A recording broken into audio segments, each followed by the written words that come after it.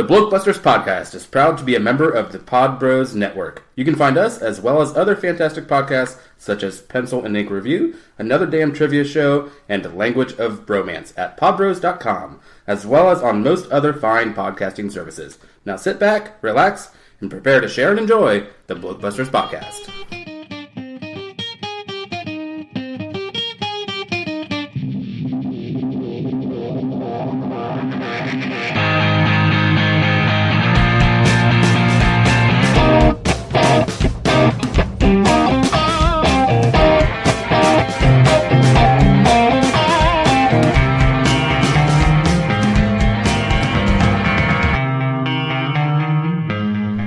Welcome to another episode of Film for Thought, our experiment in randomness.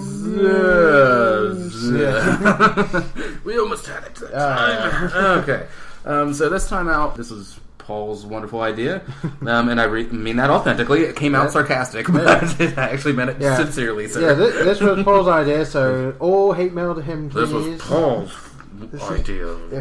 Excellent idea. Basically, what I was thinking of, and in no small part because we did Turbo Kid, and I was thinking like, well, that film is good. Go listen to Turbo Kid episode. Yeah, okay. do go listen to it. Alright, sorry. Shameless plug. So that style of film is really good, but it's using tropes of like some of the old bad film. And so it got me thinking, like, what specifically is it that we use to class a film as a good film or as a bad film, or as those cult classics that are so bad they're good? Like, what is it? How do you define it? Can you define it? Is it possible to come to a conclusion about that? And since we haven't actually talked to each other about that is what this is. This is us having that conversation, never having discussed what this will be. So this could be either a really interesting conversation or not work at all. No, it could be boring. We could come to blows. Who knows? We'll see. All right, so.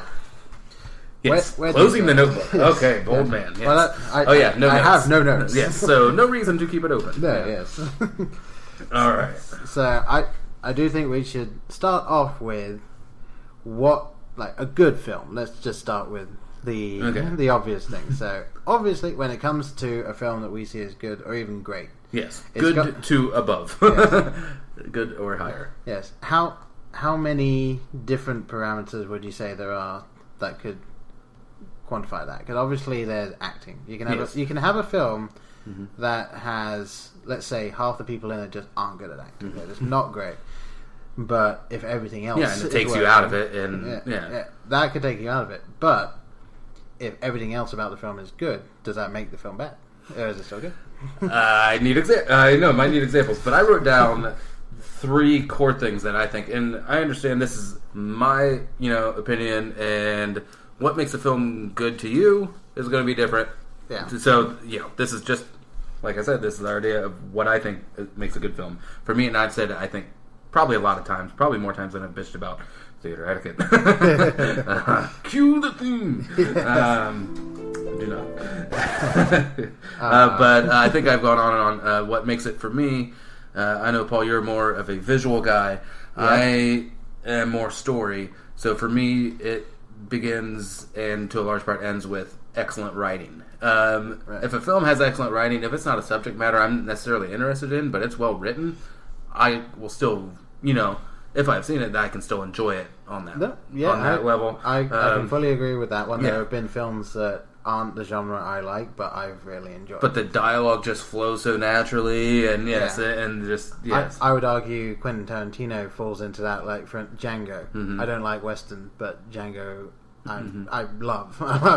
And like Kevin Smith films, not a whole lot goes on in those films, but it's just a some of the slice of life. Another phrase I hate. Some of the best natural writing. Yes, just people hanging out, which is essentially Clerks, But so writing for me, casting is the next huge thing. If a film is cast properly, with that excellent writing, then you're really on track. And then to have a director at the head that everyone trusts and is capable and what's the word I'm looking for?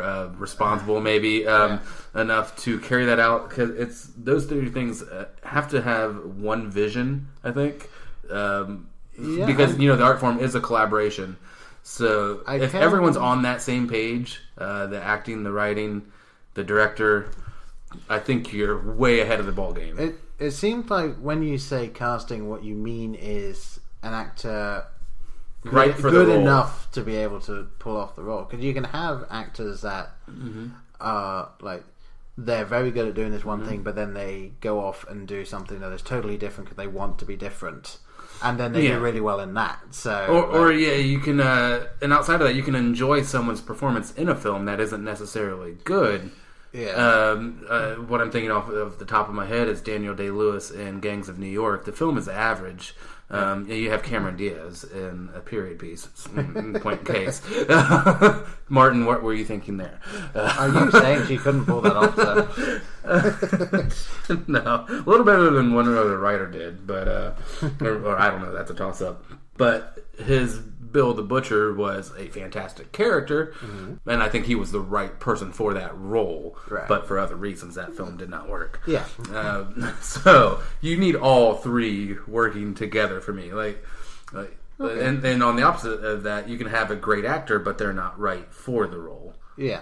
I'm not coming up with anything right now, but well, that's the thing. A lot of people do very well in the casting, so you end up not running into that. Yeah. Well, I mean, I guess a good way to look at it is a lot of times Hollywood will try to throw in 5, 6 amazing A-list actors into something, and then it'll write itself, or it'll take care of itself, and it's just garbage. Well, I do think that, let's say the Ocean's 11, like you have. No, I did enjoy the first one, for the record. Well, that's the thing. You have like George Clooney, Brad Pitt, and a couple Julia Roberts, Matt Damon. Right. See, I would say the first 4 that we had there, they work brilliantly together, and it seems like everyone else is just let's just throw people at this. Let's have them in the role. Not to say that they're bad in the role, but that does feel like an old Rat Pack thing of let's get all of these people that are big right now into a film. In like the holiday films, like New Year's Eve and Valentine's Day and whatever, Labor Day and Boxing Day and whatever else they make, where they just throw in 12 celebrities that are A to B list actors, that are very good actors in other things, but it's just a mishmash. I can honestly say I've never seen a Boxing Day film, but now I want to. I want to now. You want to see a Boxing Day? Yes. All right, then let's do it. Someone said, if you want to see something, you got to make it. All right. Yep. Okay. Somehow I'll write and make a Boxing Day film. Sell it to Gary Marshall, because he makes all those. Yep. And then it will end up in the bad list. So there we go. Yes, at least you'll be in the list. Okay. I mean, I do think that a lot of different things need to be at the very least passable to make it into the good. So obviously you've got the acting director that knows roughly what they're doing, and obviously the editing has got to be done well. Like editing is huge. I should have written that. You can have really good acting, but if there's some jarring edits and odd choices for shots, so I think Black Mass comes to mind in recent. I think I pointed out some really odd editing choices in that film. But yes, and the ones that you see where it's almost as if they're making them for television, where there's just a slow fade and then back in again. For no reason. Just yes. So tied in with editing, I think, is runtime. And now runtime in and of itself isn't a bad thing. You can have, but it's particular to that film or the story being told. Yeah. So a film can be too long for itself. Yes. Or, yes, it can. I will watch a 3-hour Lord of the Rings film, which some people will not do. No. I'm entertained for those 3 hours. Yes. If it's a 3-hour crime drama, I don't know if I'm going to hang in there for that. Well, in that case, I would say that better than runtime, the pacing. Pacing, yes. So, which does tie into writing. Like there needs to be something actually happening. Otherwise, it's just a snooze fest, and you end up with like. Otherwise, it's just horrible. People walking for 3 movies. Yes, people walking there. Bit of a dropping stumble. a ring in. Yep. All right, I guess let's walk back. Yeah, bit of a stumble in the second film, but we got over it. Okay. Yeah. So excellent point there with the pacing. I know Leonard Maltin, acclaimed reviewer, his runtime's a huge deal with him. Like pretty much anything over 2 hours sucked. Really? A lot of the time, like anything over 2 hours. He's like, one of his comments in his reviews will be over long. I'd love to see his reviews of the latest Tarantino films then, because those were really I don't good. I don't think Tarantino's put one in under 2 hours in 5 years. Yeah, I was like, Django's 2.5, Inglourious Basterds is almost 3. Hateful Eight, if you see the Road Show in the theater, that's like over a 3-hour experience with the intermission. I also had down for good, now this is very subjective, of course, but appealing subject matter / genre. So that is obviously to the person. Yeah. That, so you already come in, well, I like action films, or I like guns firing all over the place, or I like romance, so you already have a comfort with the genre that you go in thinking I have a good chance of liking this. Right. So, so you're looking. So you're already conditioned. Yeah. You're looking at it as what will make the person see it as the good film. Mm-hmm. Okay. Yes. Yeah. And then also kind of tying in with that, you can, if you can personally identify with the film, or it matches up to something that's going on in your life at that time, or just an age. Like Jurassic Park was huge for me because I was 12, and that is the perfect film for 12-year-olds. And also 34-year-olds still. Sad. But also, if like you've gone through a recent breakup or something, sometimes you want to avoid those kind of movies. Some people want to see that to help them deal with those kind of things. So, having some kind of way to personally identify with it, I think helps that determination of that was a good film for me at that time. Well, true, but the thing is, can you take a film that, like, people would say is bad, and just because of how you're feeling, does that make it good?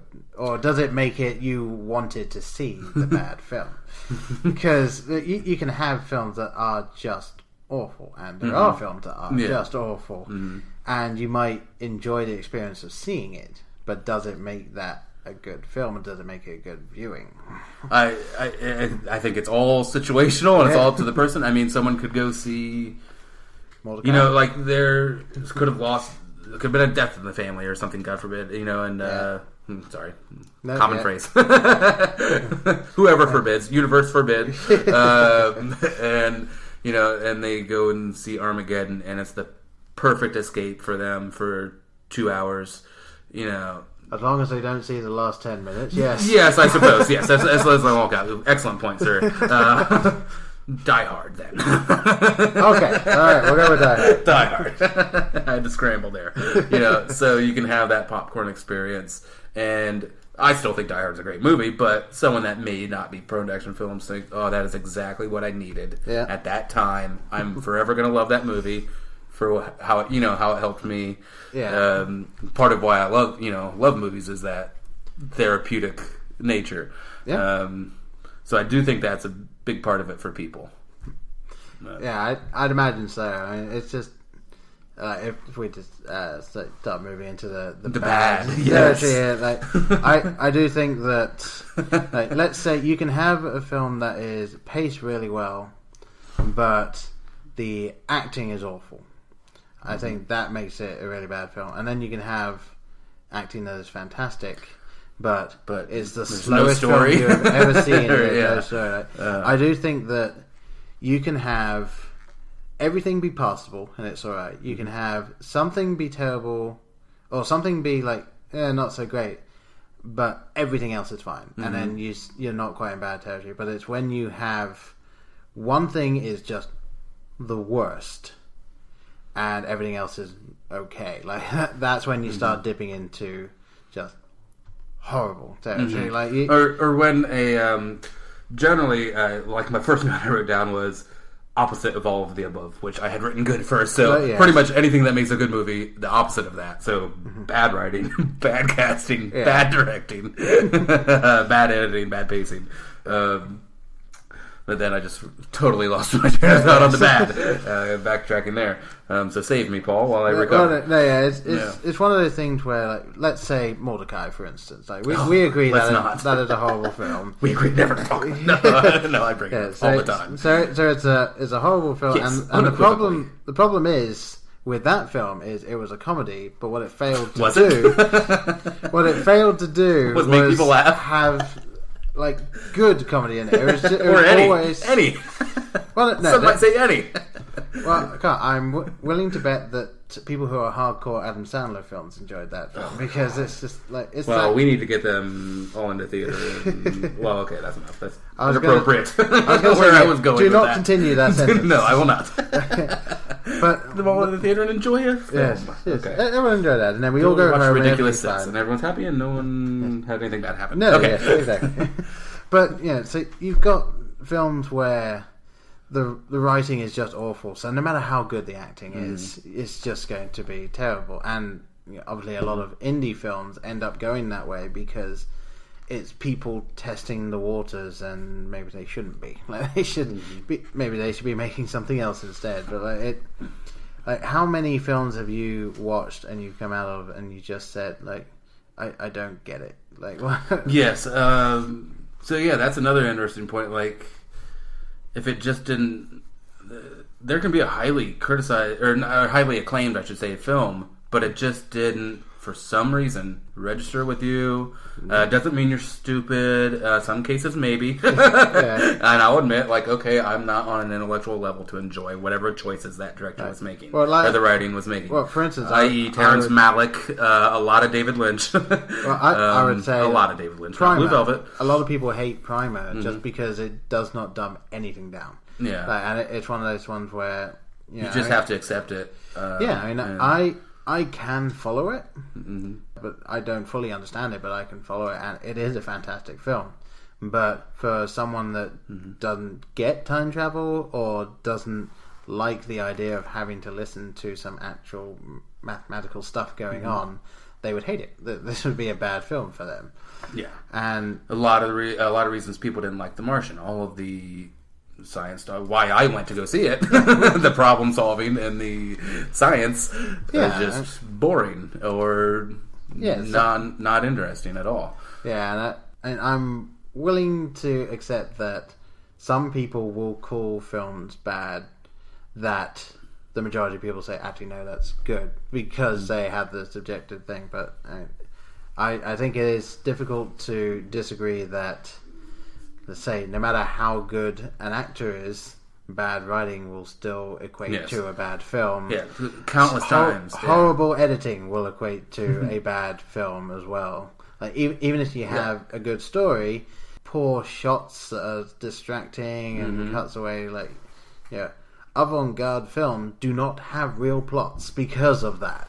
Whereas some films, you just look at it and like, what was this person thinking? Like, what made them choose this over something else? A lot of time, countless times you just wonder, why is this amazing actor in this with nothing to do? And it's so sad for them. Steve Buscemi in Grown Ups too. Another one I wrote down that's huge with me as far as making a film bad is when a film establishes the rules of the universe it's created and then it breaks them. Like the Fast and Furious films, so there are fans. I can enjoy. We'll get to in the next category. I would say Fury 7 or whatever the fuck because they change the title every damn time. I know it has to be different every time, but change the actual name. They actually break their own rules in the titling of films. Yeah, Fast and Furious, Fast 6, Fury 7. Wasn't it? There was the Fast and the Furious, and then the fourth film was called Fast and Furious. And then there was two, and then Tokyo. Was it just two? Fast and Furious 2? I think it was Fast and Furious. And then 2, Tokyo Drift, which was a prequel to the events. It wasn't actually. It was a sequel because Don turns up at the end. No, it's supposed to take place before. No, we're gonna get down a rabbit hole that we won't escape from. But this is another thing. It's a franchise that has you should be able to clearly understand the. But where I was going with that is they set up rules where, like, okay, you get hit with a giant wrench in the head, you're gonna live. Okay, but you fall off a cliff and roll 300 times, you still live. Yeah. You get shot, and one guy gets shot in the shoulder, he dies. Like, there's no connective tissue. Yeah, one whatsoever. Person, the bad guy is shot in the arm and instantly dies. Like, Or you fire a bullet at a motorcycle and it just blows up instantly. Yeah. Your car can take a beating. And so, yeah, that's just a very dumbed down version of that. But once you set up rules, I'm willing to go along, however ridiculous those rules may be. If the writing and it's all there, the good pieces that are there, I will go along for that ride. But when you start disavowing that, you're just pretty much saying fuck you to the audience. Well, I'm writing myself out of the corner I've painted myself into. Yeah, and fuck you. I mean, there's acceptable levels of grayness as well. For instance, the Back to the Future franchise, there are some serious rule breaks, grey areas in there, but they don't flat out destroy the rules, whereas Terminator did. Yeah. Terminator Genesis, I have no idea what the people that wrote that were thinking, but their time or travel... if they were. Their time travel makes no sense. Yes, and go listen to her on that for a little more in-depth explanation. Seriously, please go listen to that. I think I actually time-stamped that discussion in that episode. So. Yeah, I think so. It's interesting. Yeah, because things happen that are impossible in other timelines that, to not go in there, but yes, impossible to happen in the rules that they set up. So that was a huge one for me. Right. So as we say, like, the things that can make a film good, everything that we said in that, if it's done poorly and there's no other thing that's done well, then that will often equate to the bad film. But then you run into the third category. Oh, yes. Which is when everything seems to go wrong and all of a sudden everyone loves it. Yes. So I do believe that the common accepted one, at least the meme, is Trolls 2, with the theme that you see everywhere is the guy in fantastic bad acting parlance just looking up and saying, "They're eating her. And then they're gonna eat me. Oh my god!" Like I'm saying it exactly how he said it, and everyone loves it. Like, and then people started making films that were slightly intentionally that way, and then they did it poorly, so they ended up with a bad film. Like, where is that line? So for me, you're hitting on the edges of my main point on what makes a film that's so bad that it makes it good. Yeah. For me, it's the ability to enjoy it on a level it was not intended to be enjoyed. Right. So that for me is the common denominator. Okay, so they went in. So the director or whoever the team went in with a vision. Completely did not accomplish that vision, and so you were able to enjoy either the campiness of it or. Just the sheer ridiculous nature of it, whatever. Or it could be they completely accomplished what they were trying to do, but it turns out that what they thought they were trying to do is not what it was. Like, for instance, The Room, I believe, is another one where everyone knows that is a fantastic... The Room or Room? The Room. Okay. Which is the Tommy Wiseau film where, for instance, there's a bit where the main character, who is played by the guy that wrote and directed it, is angry with him, saying that he hit her, and he goes up to the roof with a bottle of water, and the line is pretty much just this: "That is bullshit, I did not hit her, I did not." "Oh, hi, Mark." That's the line. Yeah, great line. And it's filled with things like this, and apparently what happened was, as they were filming it, Tommy Wiseau was taking it very seriously. This was his debut drama acting role, and then what happened was it came out and it was hilariously bad. Like, it was funny, and since it came out and everyone was saying, "Oh yeah, it's funny," Tommy Wiseau then turned around and said, "Yeah, we were trying to make a comedy film," and then every other actor in the film came out and said, "No, you weren't. No, you weren't. You were not. This was serious for you." Mm-hmm. Well, now to a point, I know we're in this category, but where that can be saved, and the brilliance of one of my favorite directors, Woody Allen. Annie Hall was originally supposed to be this very serious piece, and then editing the footage together, realized there was a romance and comedy in there. Right. It completely changed the editing and look at the film, and one of the most acclaimed, like, kind of, a lot of people consider one of the original rom-coms, but brilliantly done. So there is a way to, if you have someone that can look and see, you know, what they have done, or there's a way to fix this, or that I would say is good filmmaking from the director's standpoint, because he was willing to see that what he'd done could be done better a different way. Yeah, like he wasn't just bullheaded. I'm making this thing. Nope, I don't care what. You have to listen to the signs. Like, whether I don't believe in that kind of, but you know what I'm saying. Right. Like, if it's turning out into something else, like, follow that. Yeah. If you see potential for something better another way, then allow that. I do know a lot of people probably made a film and they were so unwilling to accept that something would be better a different way, and then that ended up in the bad territory as opposed to the so bad it's good. Yes. Another thing, despite what you think of his filmmaking now, M. Night, back when he made two good films, two really great films, actually, I think. Sixth Sense, bonus features, he said in film school, he was told you have to be prepared to cut your favorite scene. Right. And his favorite scene in Sixth Sense is beautiful, and I cried my eyes out watching just that scene, but it's not in the movie. Right. So that's just, you have to listen to the story you're telling. If something's redundant or repetitive, or it just feels out of place, it's got to go. Yeah. You can't jam it in there just because that's the way you want it.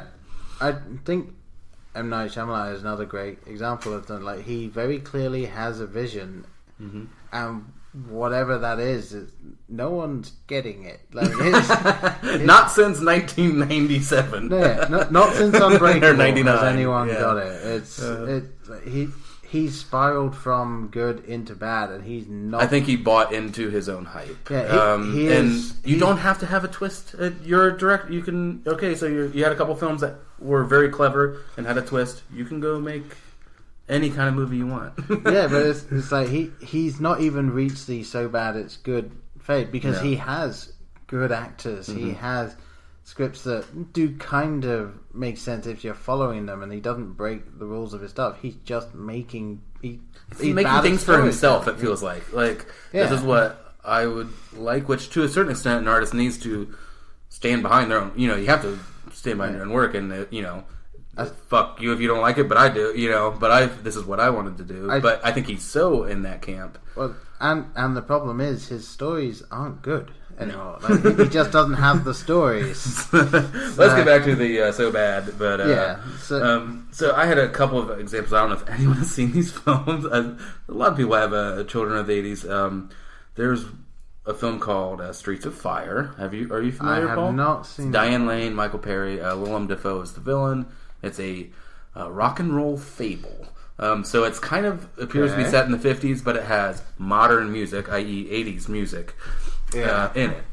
So kind of one of the first to do that kind of thing, throw in the modern music into a period, another period. But it's, like biker gangs and kind of Grease-ish, but more, violent and fire, as it says, Streets of Fire. Yeah. Literally Streets of Fire everywhere. A lot of people think that film's good. I'm not one. But I am one. I think it's so ridiculous and absurd that I enjoy it on that level. Yeah. Not necessarily, like I said, what the directors or people involved intended to make, but I can enjoy it on that level, because there are just lines of dialogue that are just so stupid I laugh at them, and those kind of things.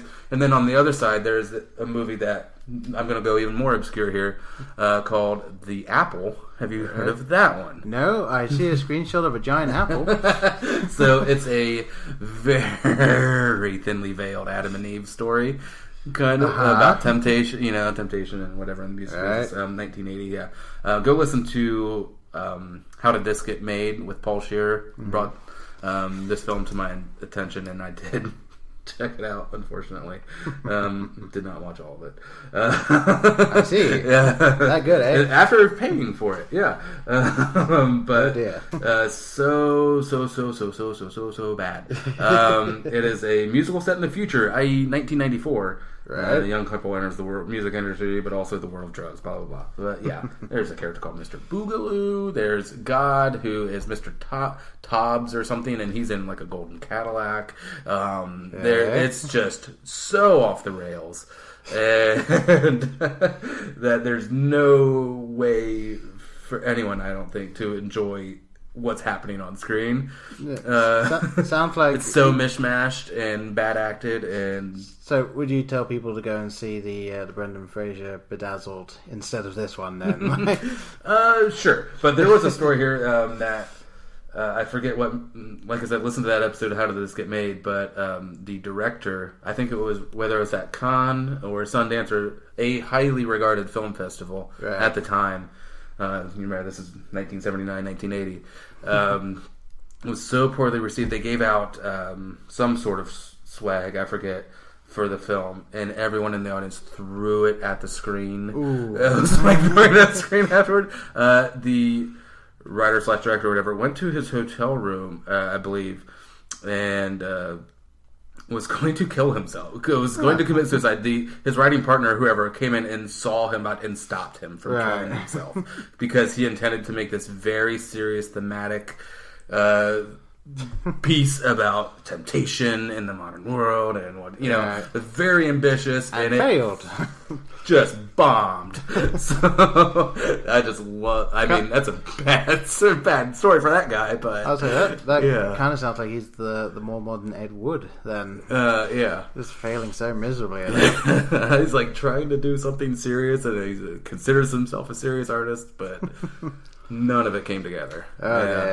But do you have any like good examples? Maybe what's so bad that's good? Well, I do think that a large part of what happens is you got to have a little bit of time afterwards. Oh yes, it's got to breathe like a fine wine a little. For instance, I would say that loads of people now really enjoy watching the Super Mario film. Ooh, loads? Ooh, I don't know. Just because of, again, how bad it is. And I've seen the very end of it, and what happens is Peach turns up, says, "You're not going to believe this," and then Bob Hoskins as Mario starts getting ready and says, "Oh, I believe it," and then credits. Snort! Little snort from Brian. Yeah, like, what? They were I know I've seen it. I don't remember one thing. They were clearly setting up for a possible sequel in this world that is so messed up and not what Super Mario Brothers was. They missed the mark so badly that everyone enjoyed watching the train wreck that was this thing, and it's definitely become a cult classic. Probably more so than Howard the Duck, because Howard the Duck was almost intentionally That is bad. so bad. I don't know. Like, once you commit to having a walking and around life-size, like, talking duck. The problem is that world, the universe it's in, is so ridiculous that can it be so bad it's good because it's just bad? Like, it's I mean, once again, I was very young with that game, but I do remember enjoying that film. But I don't know if I could get through it today, right? As we said here. For me, someone that rides that line on the opposite side of things would be Michael Bay, who I've gone on at length about. Where I think there are loads and loads of people who enjoy those films, but for me, it's so much white noise of action and explosions, and he's such an irresponsible filmmaker. He almost gets his people killed. He doesn't clear buildings before he flies freaking cars into them, and then the just cheesy, so generic dialogue. And storybook romances. I will freely admit that I will watch the Transformers films with my brain switched off. However, that's still Age of Extinction was still shit. Oh, I haven't seen any, but the first one all the way through. The first three are passable as simple popcorn action film. And he has done good popcorn action. Well, what, Bad Boys Was it 2? I think it was 2. Yeah, Armageddon. Yeah, I thought there was definitely enjoyable. What was that? I think Armageddon is by far his best film. The Rock? Wasn't that it? I believe so. Yeah. Possibly the film with the least amount of explosions in it.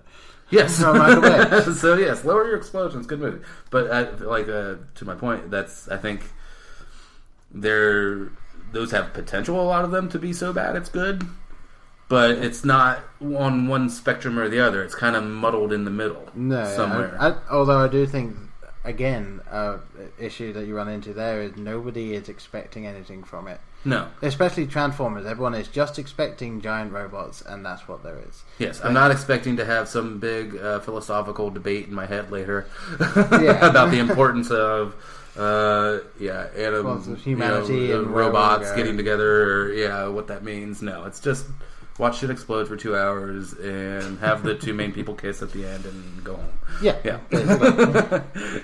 Yeah, so to summarise, we were going. I was worried about this one being short, Paul. Obviously, the line between good and bad seems to be to me that you need to have everything come together and at least be passable for it to be at least alright. Mm-hmm. But then if you have one or two that are just fail, there's terrible acting, but the story's alright, then that's probably still a bad film.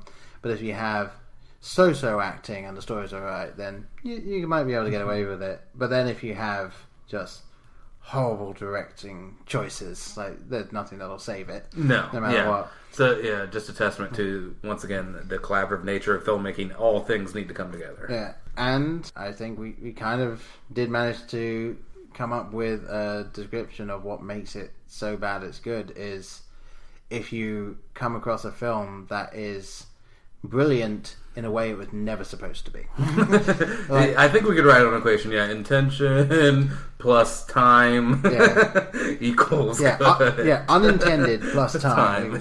For instance, the film Airplane is a complete rip-off of a film called 0 Hour. Yeah. So many lines in that, and as far as I know, this film was written not intended to be funny, but it just had, for instance, the line of, I believe Leslie Nielsen says it, is that the fate of everyone aboard this plane is down to both finding someone who can fly a plane and who didn't have fish for dinner.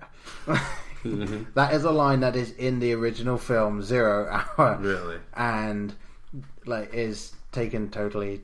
almost every line of dialogue that comes out of Leslie Nielsen's mouth is from 0 Hour. Mm-hmm. And you just don't... you don't think... this film is hilarious. How can there possibly have been someone taking something like this seriously? It's well, go watch 0 Hour. There was. But they saw the humor in it. Yeah. In fact, the filmmakers had to buy the rights to 0 Hour to be able to make Airplane. Yeah. So, otherwise they would have been sued. Yeah. So I enjoy that description that we've come up with. Everything needs to be at least passable to be good. If you have one horrible thing, it dips into bad, and then it needs to be unintentionally good to become so bad it's good. And just one last thing here, because I know, I don't know, I have a strong inkling you will agree with me. The film for me that just is the perfect example of writing that line of cheese and satire, or not necessarily satire, but camp, perfectly is Clue. Oh yeah.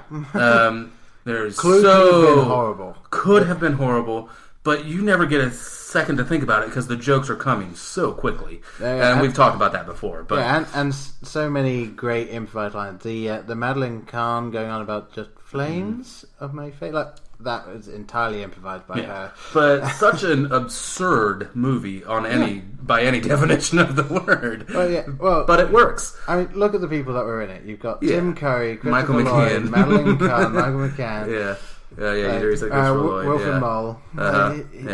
Just people that know what they're doing in this film. And that is something where, yes, they had the vision and they executed perfectly. even with 4 endings. Yeah. But I think it's time to say I, good night. I'm going to go home and sleep with my wife. Yes, I'm going home to sleep with my wife. Alright, so yeah, I hope you've enjoyed this just random descent into our stream of consciousness over what makes a film Yes, good, bad, very or- interested in what your feelings are in 140 characters or less, or message us on Facebook if you need more than that to what makes the film good for you. Or now makes the film direct bad. messages on Twitter. There's Yes, now absolutely. 1,000, I believe, is the... Oh yeah, so yes, DM us on the Twitter. Give us your parameters. And actually, like, slight apologies for the length of some of these. Like, we've not been intending it to be this long, but yeah, we'll. We enjoy talking. Apparently, apparently we do about movies. Who would have thought? We should do a podcast about that. I know. All right. Well, I've been Paul. I've been Brian. See you guys. Bye.